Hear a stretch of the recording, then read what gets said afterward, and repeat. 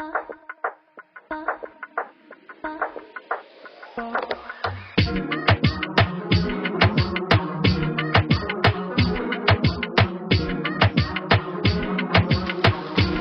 to another episode of Emotional Nightmares. My name is Tyler, and we are still down here in Butler at Club 831. So again, if you're struggling, you just need a place to go. Doors are usually always unlocked. Just pop in and say hi. Just walk in the door and tell somebody you need help. That's all you need to do. So, on today's episode, we have another person with us that's going to share with us their journey of recovery, kind of what brought them here, why they're here, and so on and so on. So, I have with us my guest, Ashley. So, go ahead and introduce yourself. I'm Ashley. I'm an addict. In the microphone, though. Better. I guess my story starts when I was born. When I was 8 weeks old, I was given up for adoption, and my parents adopted me, who are my parents. They did a great job with me, for the most part. I just was a big mess up, I guess. When I found out I was adopted is when it really started, and I went to middle school in the town, in the city. I was from the country, and I went to the city and started smoking weed and drinking, and I guess it progressed from there. I really didn't start getting high until on hard drugs until after I had both my kids. My son is 20 and my daughter's 18. After I had her, I got my tubes tied, and they gave me some Percocets, and I fell in love. And so the addiction was already there, right? Like we were we weren't manifesting it into the other aspects of it, Absolutely. right? Like, because what you're describing is already different forms of, like, the trauma, more or less, like finding out you're adopted and going through that aspect, and then on top of that, now Percocet's coming into the picture when you've already been drinking and smoking weed, so the addiction is there. Right. It's just not manifested into the full blown out typical as you see it on TV addict. Right. And after the Percocets ran out, I went and bought some more off the streets for a while, and they stopped working, of course, as they do. And somebody introduced me to heroin. Then it spiraled from there. I tried to quit going to the methadone clinic, and it made it worse, honestly, because methadone was so much stronger than the heroin. And I was just getting higher on the methadone. Then, when my kids were 4 and 2, I went to my first rehab in Turning Point in Franklin, and I had a long time off hard drugs after that. I had years. Granted, I was still smoking weed and drinking. I really started drinking heavy at that point. So basically you substituted one for another. You put down the heroin and picked up the bottle. Absolutely. Okay. And I'm an introvert, so I didn't like to go out. So I would sit at home and drink a full box of wine and think it was okay, that I didn't have a problem with that heroin was my problem, so I was good. And through all this, my family was very supportive. My kids never saw me use drugs. But it also ruined their lives. Like, I was not the best mother. I mean, I love my kids very, very much. But it put a damper on our relationship for a long time. Their dad, if it wasn't for their dads, they wouldn't have had the life they deserved, pretty much, because I was just running amok and doing things I had no business doing. But I wasn't raised that way. I was raised going to church every Sunday.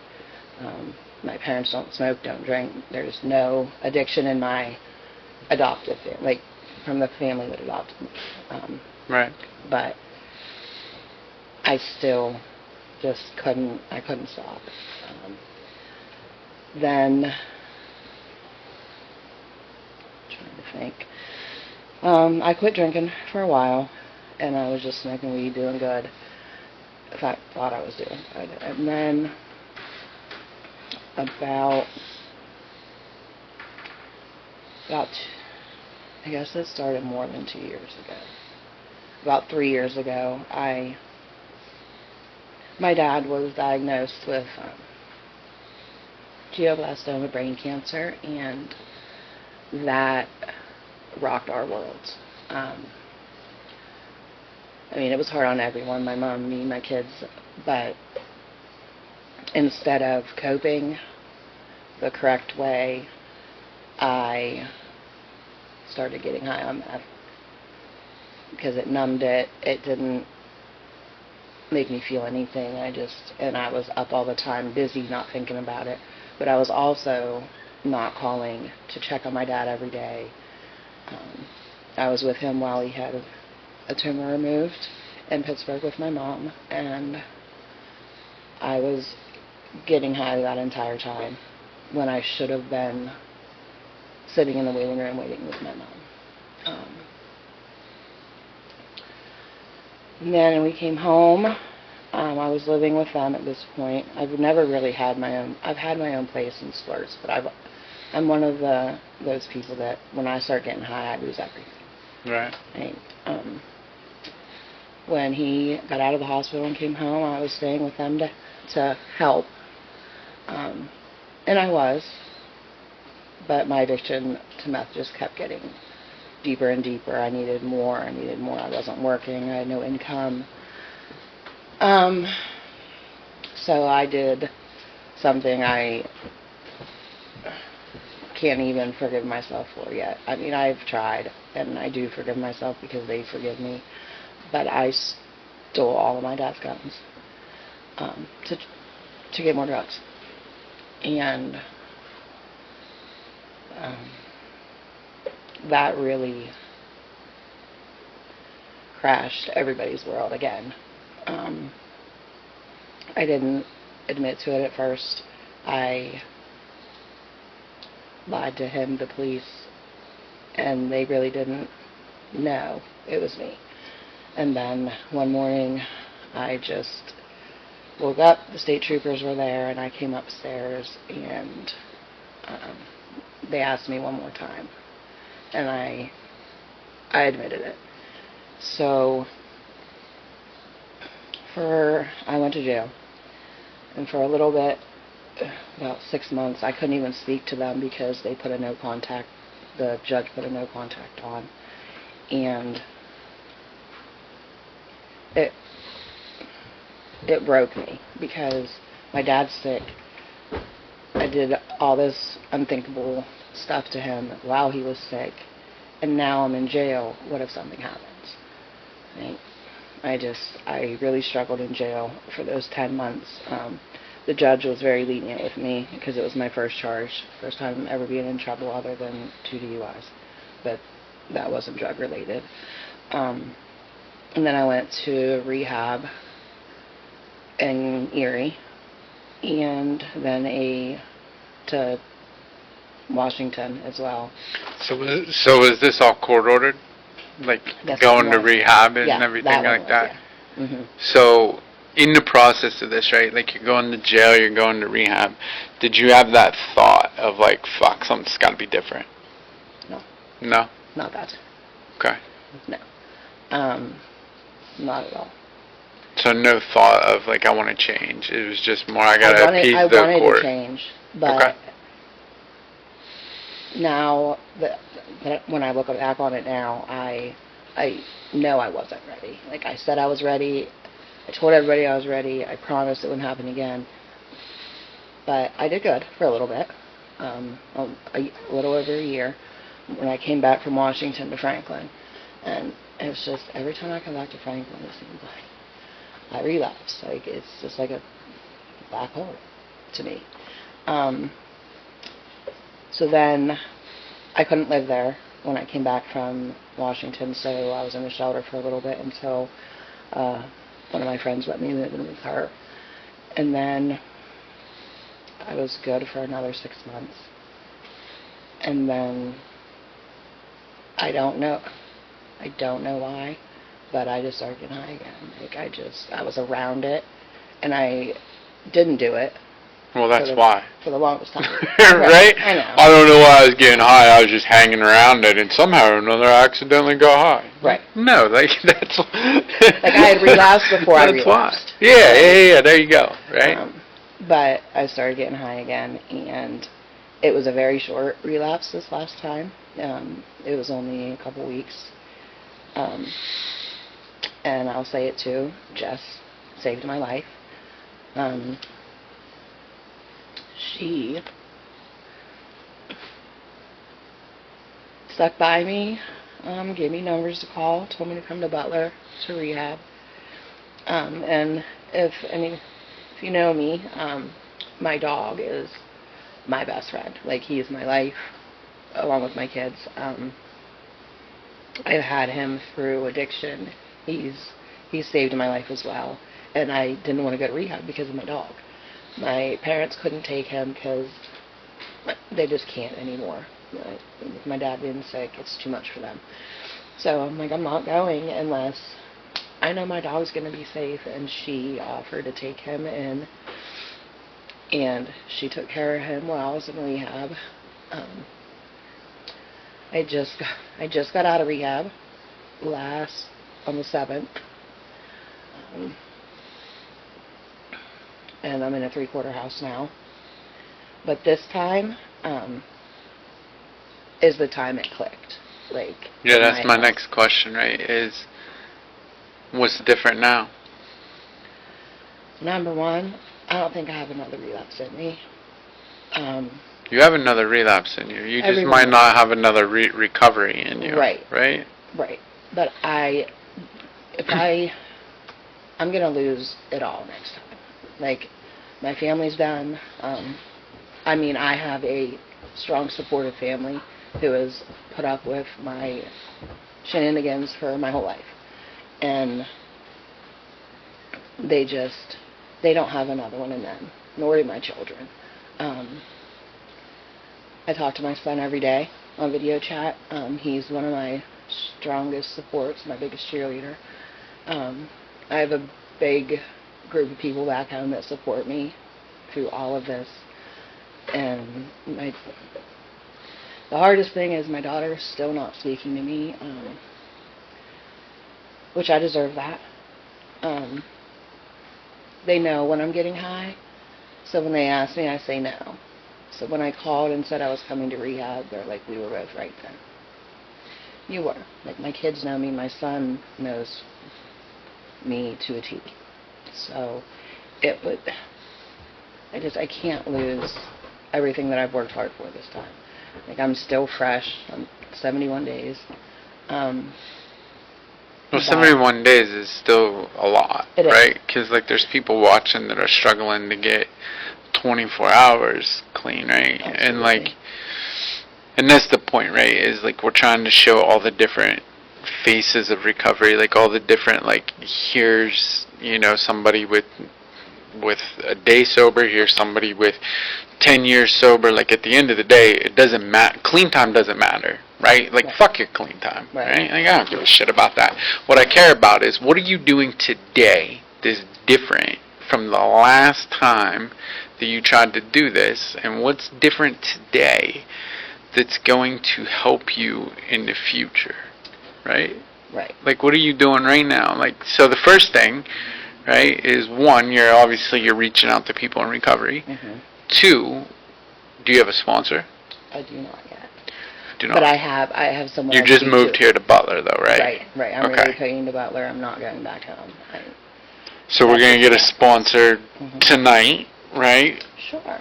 Because there's a meeting here tonight that there's going to be, I don't remember what time the meeting is here tonight. At 7. So it's at 7 tonight, which the people listening, we're not even, well, it don't matter. We're not airing this until May. Like, it ain't nobody coming, right? The people in the audience over here, it's a 6, it's a 7. Right. Don't matter. Anyway, we got a meeting tonight, right? Absolutely. So the meeting here tonight, according to Jamie, there's going to be all these people here. Right.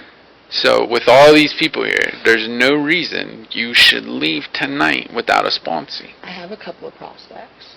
No, you didn't hear No, what I just said. What I just said, though, is like, there's these people here, though, that are going to be able to sponsor I'll you. get one tonight. There you go. Okay. Right. But I am going to meetings all the time. I'm living in sober living. Which is good, Yeah, right? Because that I've helps never give you accountability. right? Yep. I've never done that. I mean, I did go to a halfway house in Washington, but I ended up leaving because I wasn't court ordered to that. I brought myself to rehab this time.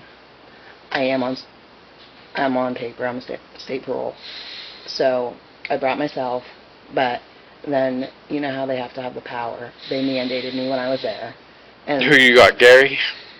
I do now. Down here? Yeah, I do. Gary will be on your ass. And he's I love Gary. It's fun. I do. I love Gary. I'll tell you what the trick is. Anybody watching it, if he's watching, I apologize. The trick is talk to him about comic books. Okay, fair Right. enough. I'll remember that. It's just a fun fact. Yeah. But no, he's going to be on your ass, right? Right. Because like he's really good. He's one of those POs that's really good down here at keeping people accountable. Right. Like he'll tell you straight up. He'll tell you, if you fuck up, be honest with me. Right. But I'm gonna hold you accountable. Right. And so, I need that. Because yeah, absolutely. I don't ever do what I'm told to do in recovery. I don't take suggestions well.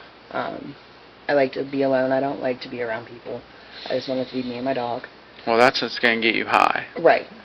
And I'm learning that. That's why I went to the 3-quarter house, because I was not going to. Yeah.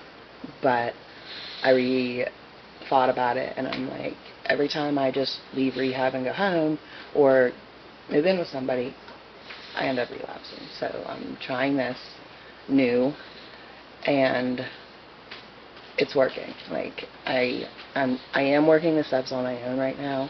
I know it's not how you're supposed to do it, but when I get a sponsor tonight, I'm sure they'll help me. Yeah, I mean they're going to tell you like to do step 1, oh, right? Yeah, for sure. Because that's been the theme of all these episodes is we don't know unmanageability.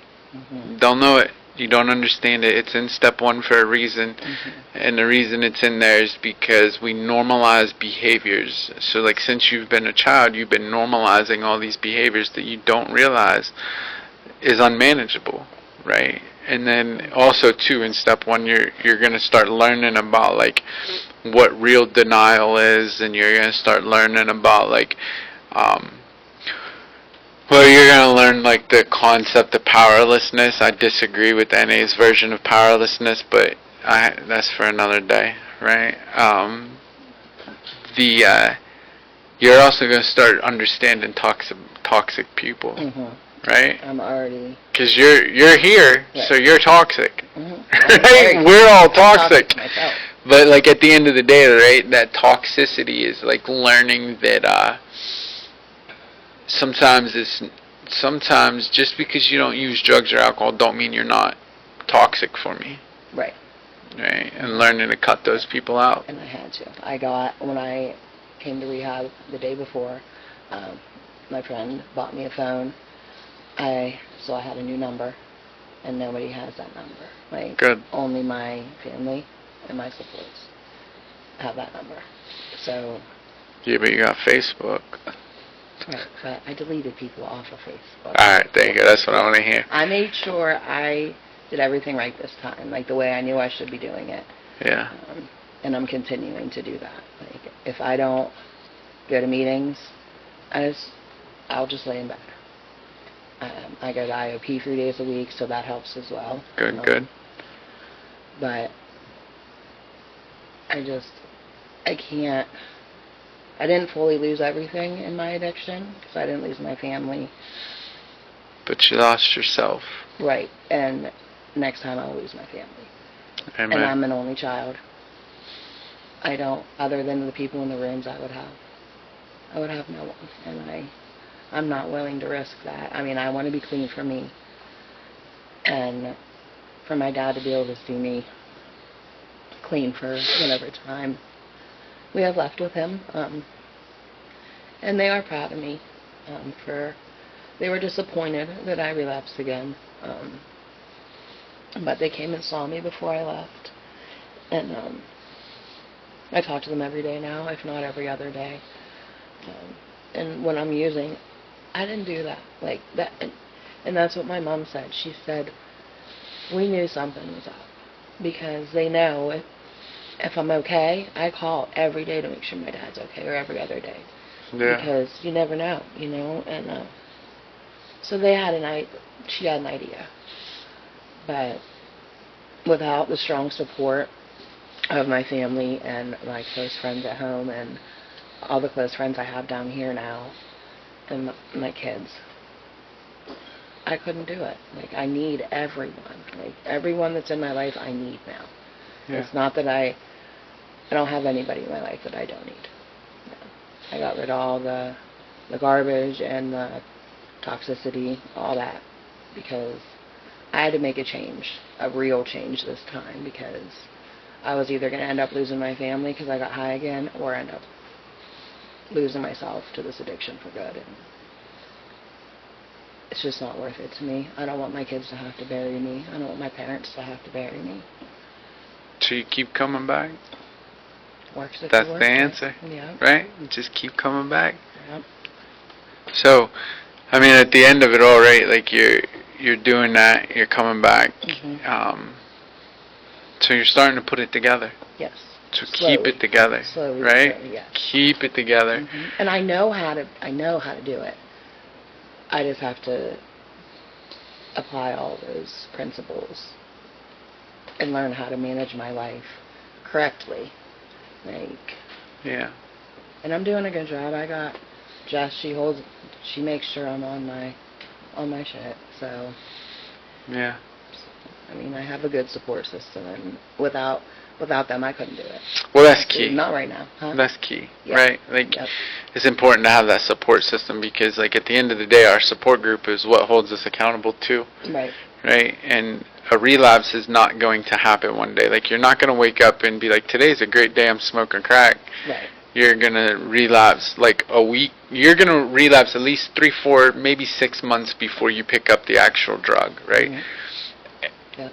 Unfortunately, everybody in recovery, you will relapse mentally and emotionally in your time frame of sobriety. It will happen, right? But if we have this support group in place, we have this sponsor in place, we have the steps that we're working, we're doing these things, you physically will not pick up. Absolutely. Right? Like, Right. And it can't get any worse. It will only get better, Mm-hmm. right? Because you'll have those people that be like, yo, you're in relapse mode, get your shit, let's go get some dinner, because problems in this world are only solved over dinner.